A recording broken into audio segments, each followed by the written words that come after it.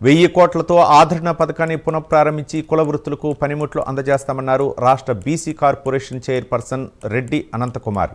రాష్ట్ర BC corporation 1974లో ప్రారంభమైందన్నారు. 13 జిల్లాల్లో BC corporation కార్యాలయాలు పనిచేస్తున్నాయని, 46,944 మందికి కుట్టు మిషన్ శిక్షణ కల్పించామన్నారు. ఈరోజు ఆంధ్రప్రదేశ్ బీసీ కార్పొరేషన్ చైర్మన్ గా ఈరోజు రెడ్డి అనంతకుమార్ గారిని నియమించడం, ఎంతో మంది ఈ రాష్ట్రంలో సగభాగం బీసీలు ఉన్నప్పటికీ కూడా బీసీలకి అప్పుడు చెప్పినట్టుగా 1947లో స్వాతంత్రం వస్తే బీసీల మటుకు స్వాతంత్రం రాలేదండి. ఎప్పుడు వచ్చిందంటే బీసీలకి స్వాతంత్రం నందమూరి తారక రామ గారు, ఎన్టీ రామారావు పార్టీ పెట్టిన తర్వాత, తెలుగుదేశం పార్టీ పెట్టి అధికారంలోకి వచ్చిన తర్వాతే బీసీలు స్వాతంత్రం వచ్చిందని ఇది గర్వంగా చెప్తాను కూడా సందర్భంగా తెలియజేస్తున్నాను. బీసీలకి ఒక గుర్తింపు, గౌరవం దక్కింది.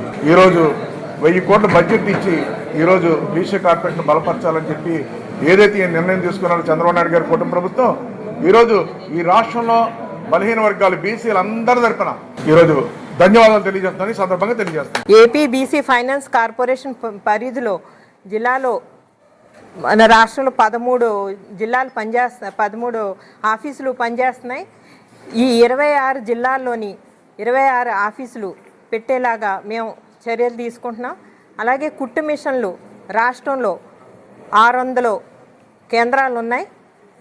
ఈ ఉమ్మడి తూర్పుగోదావరి జిల్లాకి వస్తే 104 కేంద్రాలు ఉన్నాయి.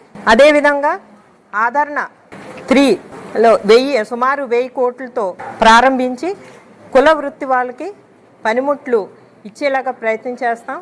అదేవిధంగా చిన్న చిన్న వ్యాపారాలు చేసుకునే వారికి సుమారు 200 కోట్లతో సబ్సిడీపై రుణాలు ఇచ్చే ప్రయత్నం చేస్తాం. అదేవిధంగా వ్యాపారాలకి స్థాయిని బట్టి 5 లక్షలు సబ్సిడీపై రుణాలు అందిస్తాం. నియోజకవర్గ కేంద్రాలు, జిల్లా కేంద్రాల్లోని బీసీ భవనాలు నిర్మిస్తాం.